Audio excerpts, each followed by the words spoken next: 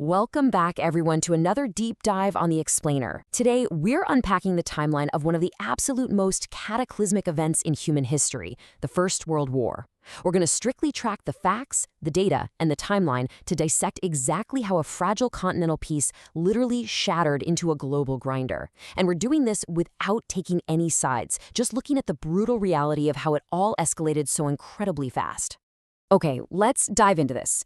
How did one single, localized assassination plunge the entire globe into years of totally devastating war? I mean, it's a question that has fascinated historians for over a century now. To really grasp the sheer magnitude of what happened, we need to examine the incredibly volatile powder keg that was Europe back in 1914. So that brings us right to our first phase, the spark and falling dominoes, spanning from June to August 1914. The actual spark that ignited what became known as the July Crisis happened on June 28, 1914. Archduke Franz Ferdinand of Austria was assassinated in Sarajevo by a Serbian nationalist named Gavrilo Princip. This one, singular violent event, that's what ultimately lit the fuse for the whole shebang. And from that exact moment, Europe's super rigid, intertwined alliance system pulled nations into war sequentially. It's exactly like falling dominoes. Austria-Hungary declares war on Serbia. Boom.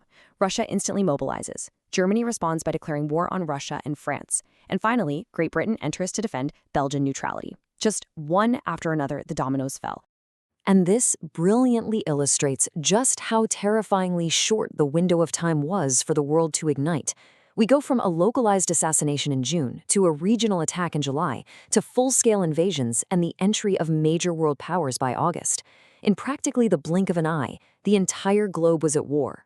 Which leads us into our next phase, stalemate and trench warfare in late 1914. You see that frantic, rapid initial pace? It ground to a horrific halt when the German advance was finally stopped at the First Battle of the Marne. To survive the absolutely devastating power of modern machine guns and artillery, well, both sides had to dig in. This created trench warfare, this vast, sprawling network of defensive ditches stretching all the way from Switzerland up to the North Sea. It completely froze the conflict, really defining the brutal, static grinder that was the Western Front. Next up is what we call the bloodiest year, covering 1915 through 1916. As those defensive lines solidified, the sheer human cost of the war began to mount in ways the world had literally never seen before.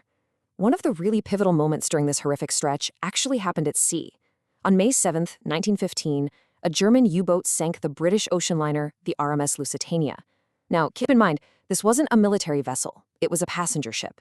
And this specific event was absolutely instrumental in turning United States public opinion heavily against Germany. And the reason for that massive shift in public opinion, well, the human cost was just staggering. Nearly 1,200 people were killed in the sinking of the Lusitania, and tragically, among those casualties were 128 Americans. Meanwhile, back on land, the horror escalated immensely in 1916. Massive, sprawling offensives at the battles of Verdun and the Somme were launched to finally try and break those defensive lines. But the horrific reality is that neither side gained any significant ground. It was, for sure, the ultimate definition of a futile stalemate. Now, what's really interesting about this slide is the sheer scale of the devastation. 2 million. That staggering number represents the total casualties from just those two battles, Verdun and the Somme. Over 2 million casualties, all for lines on a map that barely moved an inch. It's just a terrifying testament to the sheer lethality of this new industrial warfare. So, how did this seemingly unbreakable stalemate finally break? And that brings us to our final act, shifting tides to armistice, covering 1917 to 1918. This period saw a massive, almost unbelievable global trading of places.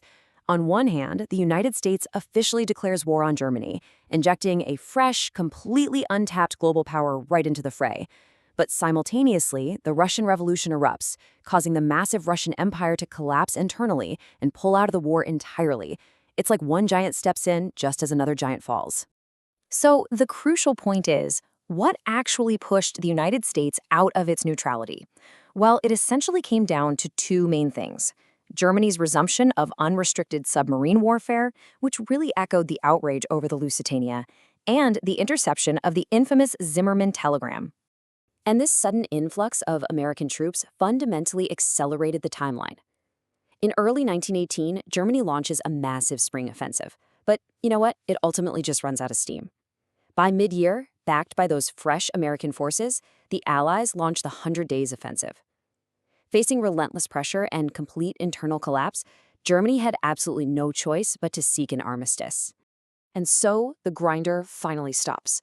On November 11th at exactly 11 a.m., in the 11th hour of the 11th day of the 11th month, the guns finally fell silent across Europe.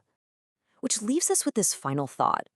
After millions of lives were tragically lost and centuries-old empires were completely shattered, how would the world rebuild from the ashes of this unprecedented grinder?